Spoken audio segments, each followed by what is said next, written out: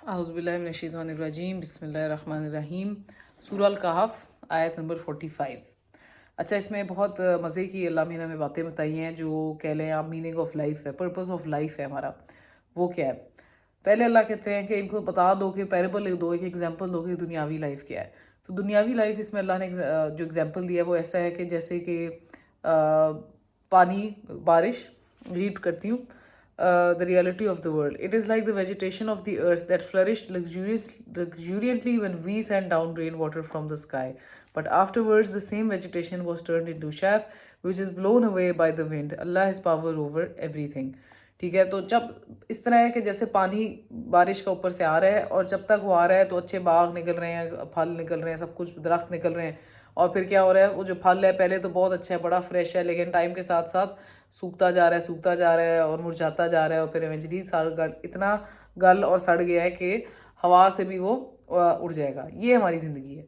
और अगर आप देखें तो इसी तरह हम पैदा होते हैं, हम बिल्कुल वीक होते हैं, कुछ भी नहीं होता, बड़े होते हैं, जवानी में जाते हैं, हम समझते हैं कि हम बहुत ताकतवर हो गए, हमसे ज़्यादा खूबसूरत कोई नहीं, हमसे ज़्यादा ताकतवर कोई नहीं, हमसे ज़्यादा अक्लमंद कोई नहीं है, क्योंकि हम बहुत राइप हैं अपने फ्रेश एज में।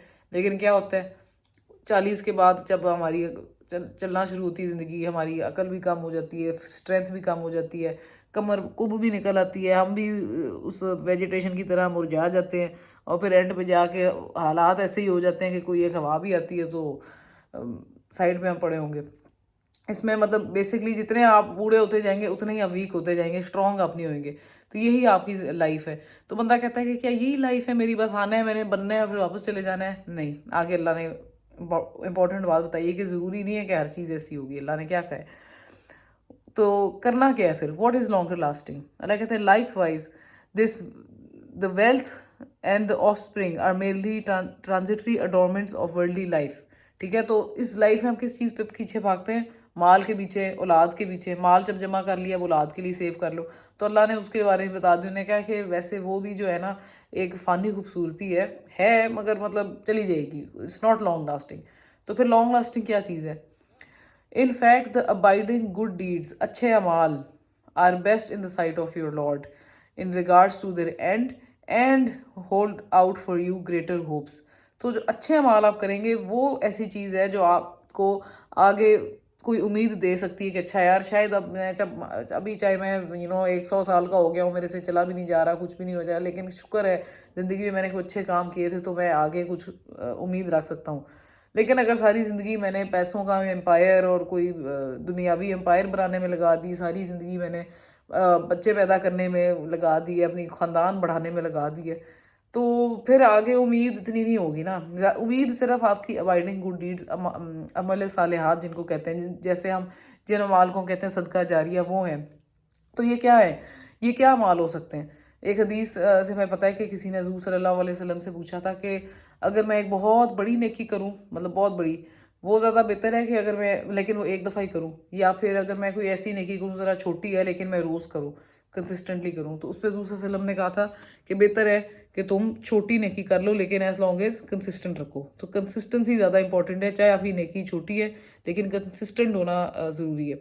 मतलब ज़्यादा अच्छी बात है। आप बड़ी नेकी एक दफ़ा भी कर सकते हैं लेकिन प्रेफरेबल है कि आप कंटिन्यूस करें, क्योंकि यही वो चीज़ें हैं जो आपको आखिरत में इंशाल्लाह बचा सकेंगी।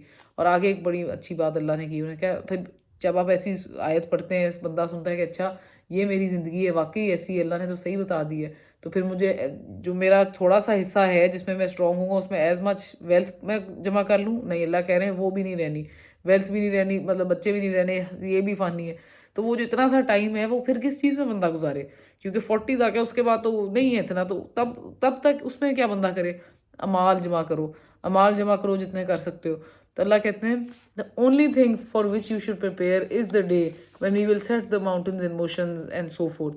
तो अल्लाह कह रहे हैं जिस दिन की आपने तैयारी करनी है ना, वो आपका जॉब इंटरव्यू वाला दिन नहीं है, वो आपकी ग्रेजुएशन सेरेमनी वाला दिन नहीं है, वो आपकी फर्स्ट डे ऑफ यूनिवर्सिटी नहीं है, फर्स्ट डे ऑफ वर्क नहीं है, आपका इलेक्शन डे नहीं है।